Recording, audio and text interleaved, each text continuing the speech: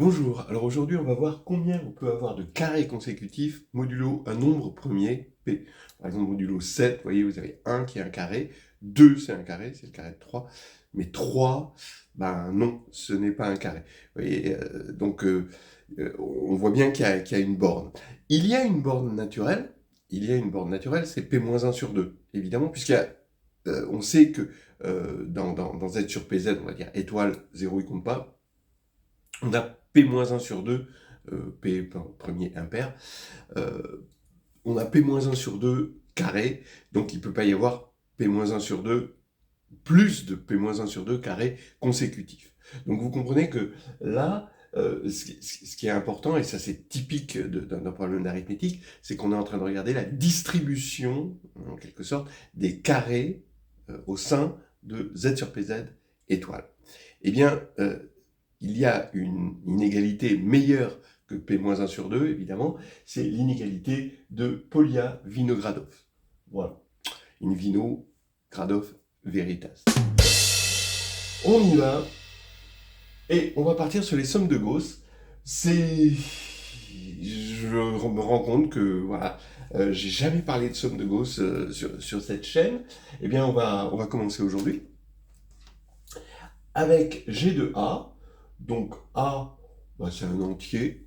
Alors on pourra considérer, je ne vais pas mettre des barres à chaque fois, on pourra considérer A comme un entier, hein, mais on pourra considérer A comme aussi un entier modulo P.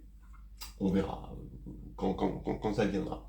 G de A étant un entier, c'est la somme pour les B appartenant à Z sur PZ étoile, c'est-à-dire B, on peut l'imaginer allant de 1 à P-1, du symbole de Legendre de B modulo P, donc le résidu quadratique de B modulo P, fois zeta puissance AB. Zeta, c'est exponentielle de 2i pi P, ou si vous préférez, zeta est une racine primitive pième de l'unité. Voilà. Alors, je vous rappelle que le symbole de Legendre, il vaut, bon, quand B est dans Z sur PZ étoile, il vaut 1 si B est un carré, moins 1 si B n'est pas un carré, voilà. Il est multiplicatif parce qu'il est égal à B puissance P-1 sur 2, voilà. Et on se servira que de ce caractère, c'est le cas de le dire, multiplicatif du symbole de Legendre. Alors, et du fait qu'il vaut moins 1 et moins 1. Donc, la proposition, c'est la suivante pour l'instant. G de A, la somme de Gauss, vaut 0 si P divise A. Donc là, A est considéré comme un entier, à part entière. Et le module, parce qu'on est dans C ici, le module de G de A vaut racine de P sinon, c'est-à-dire si P ne divise pas A. Bon, voici la preuve. On prend, je l'ai appelé zeta, mais c'est quand même pas terrible de l'appeler zeta. On prend oméga, un nom carré ici de Z sur PZ étoile. Alors A donne oméga A. On sait que c'est une bijection qui a un carré associe un non carré. Et voilà, sa bijection inverse est multipliée par oméga moins 1. Donc, en gros, il faut comprendre qu'il y a autant de carrés que de non-carrés dans Z sur PZ étoile. Et donc, il y en a P-1 sur 2, il y a P-1 sur 2 carré, P-1 sur 2 non carré. Ce qui fait que si A est divisible par P, d'accord, donc ça veut dire que ça, zeta puissance AB est égal à 1. Donc on fait la somme, ben, il va y avoir P-1 sur 2, 1, et P-1 sur 2, moins 1 dans cette somme, donc ça fait bien 0. Voilà. Maintenant, si P ne divise pas A, ben, A', je vais dire que c'est l'entier, c'est un entier tel que modulo P, ça donne l'inverse de A. On sait que A est inversible modulo P, et donc A', ça va être l'entier inverse. Ici, je vais avoir G de A qui vaut, je vais faire dans la somme un changement de variable. Ici, je vais prendre B' égale AB. Comme A est inversible, maintenant, ça va faire que B est égal à A' B', modulo P. Et j'utilise maintenant le caractère multiplicatif du symbole de Legendre pour sortir A'P de là.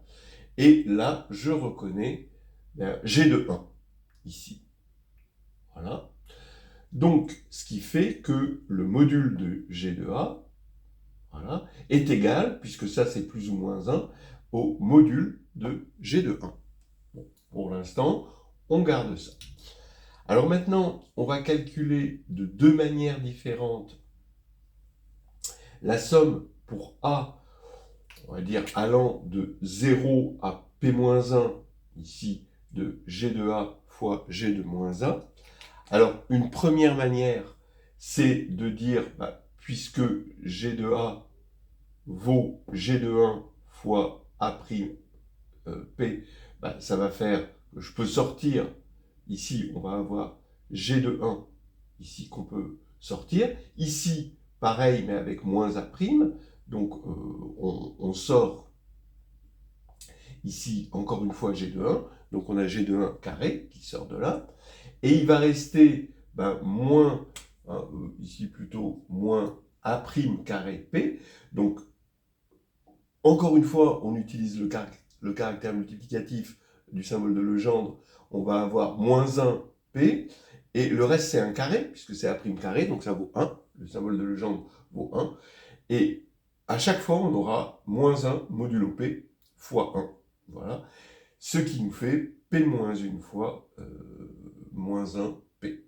Donc, parce que ici, il va y avoir le terme nul, et les autres termes qui valent ceci. Donc on va avoir G de 1 carré, P-1 et moins 1 P. Voilà un premier calcul. Maintenant, un deuxième calcul qui n'utilise pas ceci, où on va développer complètement G de A tel qu'il est ici. Donc on a une somme. Ici, quand on va multiplier G de A fois G de moins A, vous comprenez que on fait la distribution, donc ça va faire la somme. Au lieu de B, je vais l'appeler pour le premier L, et la variable pour le second K. Donc je vais avoir L modulo P fois K modulo P, et on va avoir zeta puissance AL fois zeta puissance moins AK, ce qui nous fait zeta puissance AL moins K. Donc voilà cette grosse somme.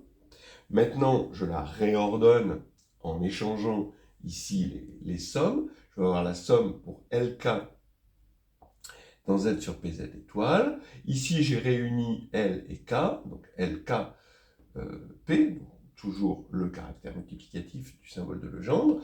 Et là, j'ai une somme pour A égale 0 à P-1 de zeta puissance A L moins K. Bien. Alors, bon, là, on va se servir, on reconnaît une série géométrique de raisons à P terme, ici, de raison zeta puissance L-K. Alors, qu'est-ce qu'on sait?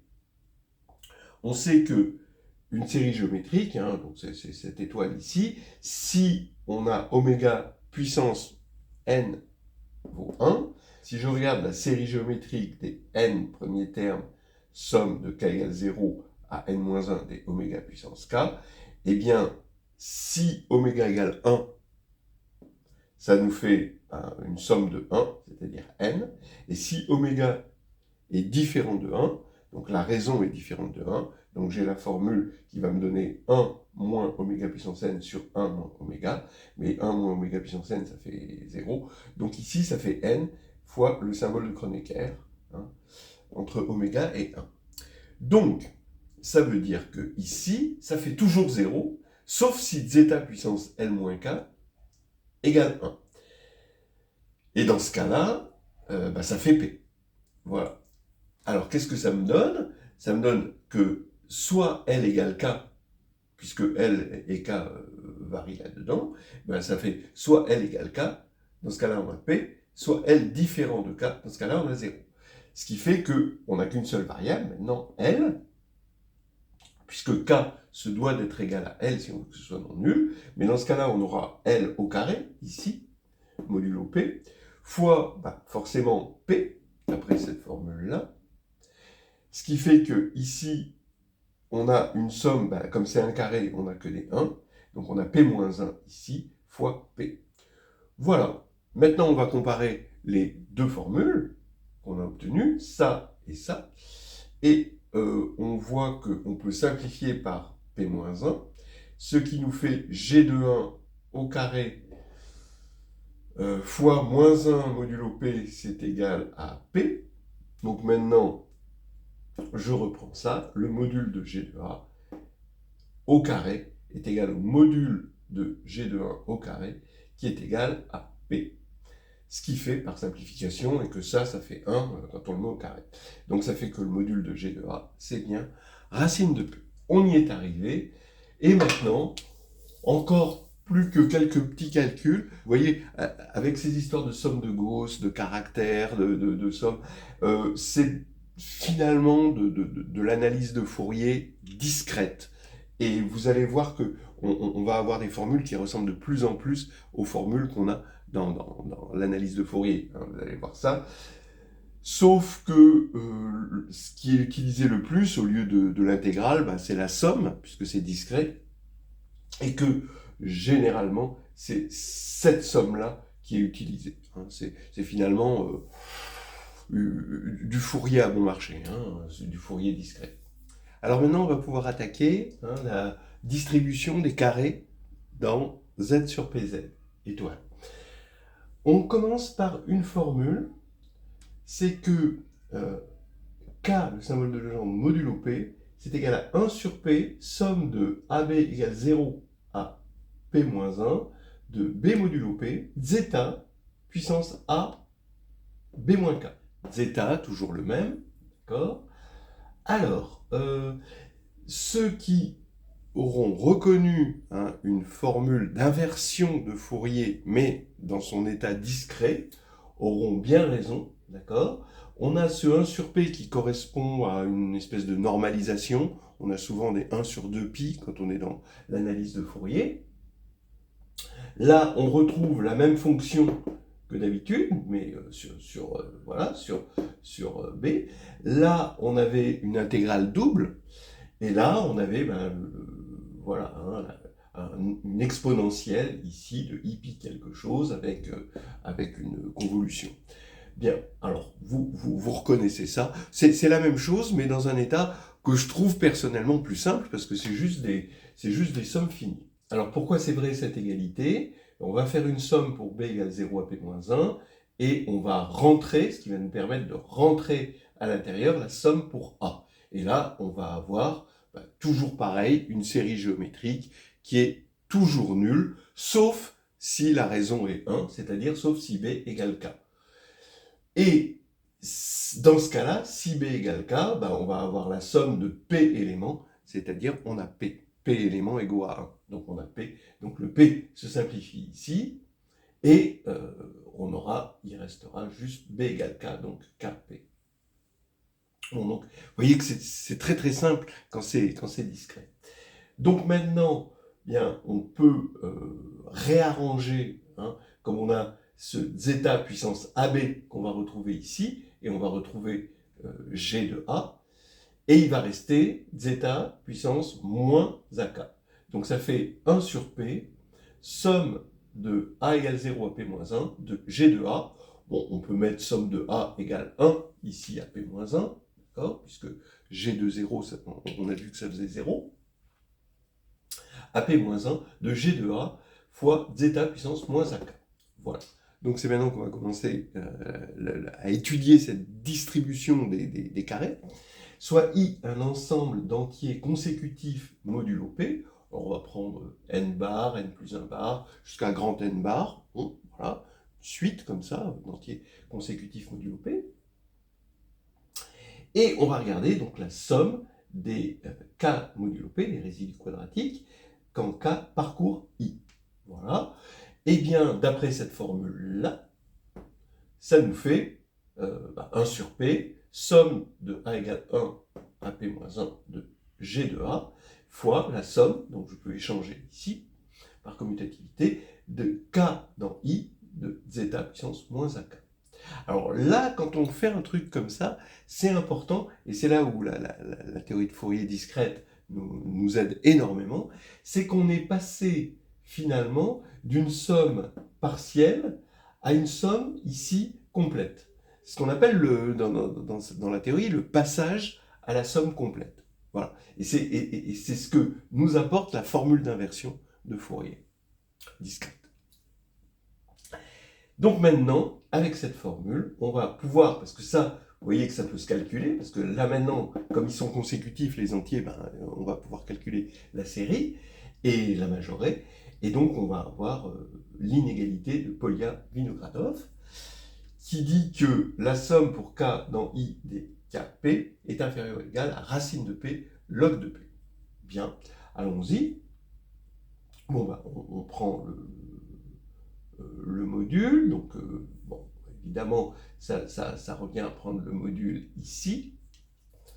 On va mettre ici un module quand même. Hein. Ça revient à prendre le module ici. Donc le module, c'est inférieur au module ici. Le module ici, c'est égal à racine de p, d'après ce qu'on a vu tout à l'heure. Et le module ici, on le calcule, vous savez, avec l'arc moitié. Hein. Donc ici, on va avoir, comme a est différent de 0, hein, modulo p, on va bien pouvoir diviser par ça. Là, on a la série géométrique telle qu'on la connaît. On a l'habitude de mettre en facteur le terme en arc moitié, et on va avoir élimination des deux i, hein, en haut et en bas. On va avoir les sinus de l'arc moitié, donc comme le 2 ici va disparaître, on aura pi a grand N moins petit n sur P, et pi a sur P. Ici, on va dire que c'est inférieur ou égal à 1. Et là, on a ce sinus pi a sur p. Et il se trouve qu'on a une formule, vous pouvez le vérifier, ça pourrait être fait en terminale avec des études de fonctions, que sinus pi x, en valeur absolue, c'est supérieur ou égal à 2 valeurs absolues de x, quand x est compris entre moins 1,5 et 1,5. Ça fait des petites fonctions comme ça. Donc ça nous donne l'idée de prendre a, au lieu de le prendre entre 0 et p-1, on va le prendre entre p-1 sur 2 et moins p-1 sur 2 et p-1 sur 2, pour que a sur p soit compris entre moins 1,5 et 1,5, et là, on va avoir que ça, c'est inférieur ou égal à p sur 2 valeur absolue de a. Ce qui va faire que maintenant, quand on va faire la somme, ici, donc ça va être inférieur à, donc on a dit, on avait racine de p, le p, donc ici, en module, on avait racine de p, le p ici va se simplifier avec le p là, et on va avoir deux sommes symétriques, hein, puisqu'on a pris a entre moins p-1 sur 2 et moins 1, puis a entre 1 et p-1 sur 2, et on va avoir deux fois la somme des 1 sur 2a. Bon, ok. Et là, d'après la formule, on va dire l'inégalité, des inégalités qu'on a facilement entre la série d'une fonction et son intégrale, on va avoir inférieur ou égal, les deux, ça se simplifie, à racine de p, log de p. Voilà. Bon. On a donc cette inégalité de Polya-Vinogradov. Voilà, on est content. Parce que ici, si p égale 5 ou 7, c'est pas terrible, hein, ça nous apporte rien par rapport à ce qu'on avait au départ, c'est-à-dire que l'inégalité, c'est par rapport à p-1 sur 2. On commence à s'intéresser à cette inégalité, parce que quand on regarde la fonction racine de x log de x à partir de 101, vous voyez, le ratio commence à être meilleur qu'un demi. On voulait quelque chose de meilleur qu'un demi. Voilà. Et à partir de 100 000, là, on a 3640 hein, pour cette fonction-là.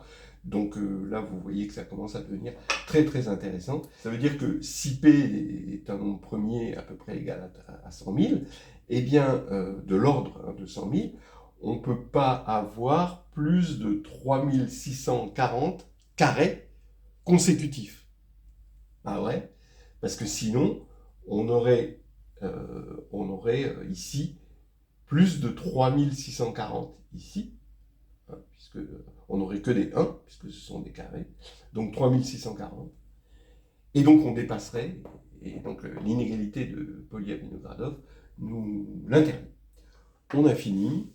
On a une inégalité de Polya-Vinogradov. Ils l'ont trouvé indépendamment, les deux, et on les félicite.